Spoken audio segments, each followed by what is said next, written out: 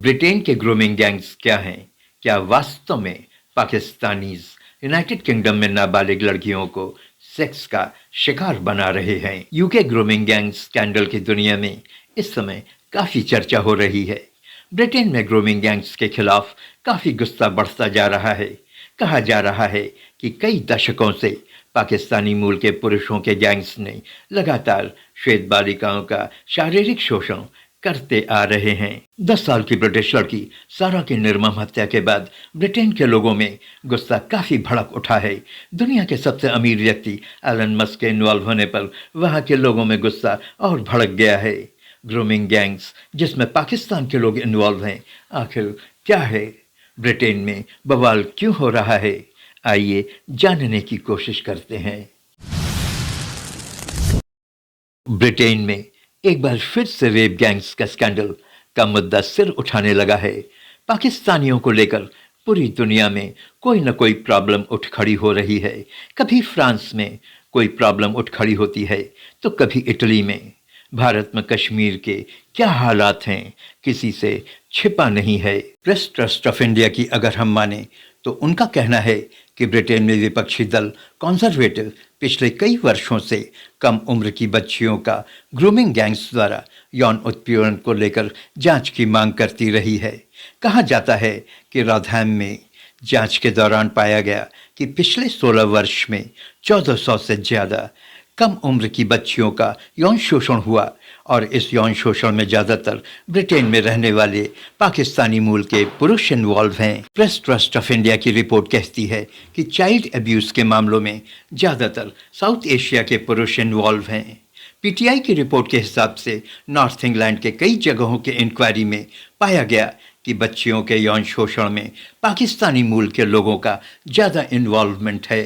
ये मामला ज़्यादा तूल तब पकड़ा जब अमेरिका के अरबपति एलन मस्क इस सेक्स स्कैंडल में इन्वॉल्व हो गए और ब्रिटिश गवर्नमेंट से एक्शन लेने के लिए गुहार लगाई। लेकिन ब्रिटिश गवर्नमेंट ने इस मामले को ज़्यादा तवज्जो न देते हुए कहा कि एलन मस्क को शायद इसके बारे में गलत जानकारी है। आपको बता दें कि एलन मस्क इस मास्क रेप से संबंधित एक्स पर कई पोस्ट शेयर किया है और ब्रिटेन के प्रधानमंत्री कीर स्टारमर से बात कर उन भुक्तभोगी लड़कियों को न्याय दिलाने की और इंक्वायरी करवाने की बात कही है। लेकिन ब्रिटिश गवर्नमेंट ने एलन मस्क की गुहार पर ज़्यादा गौर नहीं किया। उन बच्चियों को न्याय दिलाने में वो विफल रहे और उन पुरुषों के गिरोह के खिलाफ, जो कि ज़्यादातर पाकिस्तानी ओरिजिन के थे, कोई ठोस एक्शन नहीं लिया गया।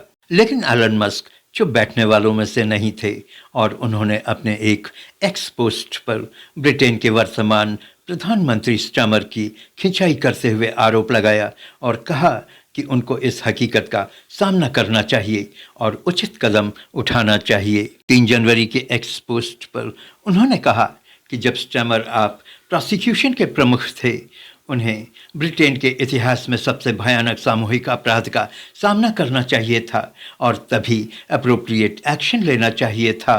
Elon Musk said Stammer was complicit in the rape of Britain when he was head of Crown prosecution for 6 years. He further said that Stammer must go and he must face charges for his complicity in the worst mass crime in the history of Britain.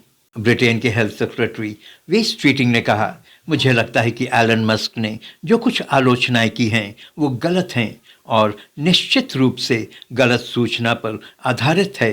उन्होंने ये भी कहा, लेकिन हम Elon Musk के साथ काम करने के लिए तैयार हैं। मुझे लगता है कि उन्हें अपने सोशल मीडिया प्लेटफॉर्म के जरिए इस गंभीर मुद्दे से निपटने में हमारी और दूसरे देशों की मदद करने में बड़ी भूमिका निभानी है। इसलिए अगर वह हमारे साथ काम करना चाहते हैं तो उन्हें अपनी आस्तीन ऊपर चढ़ा लेनी चाहिए।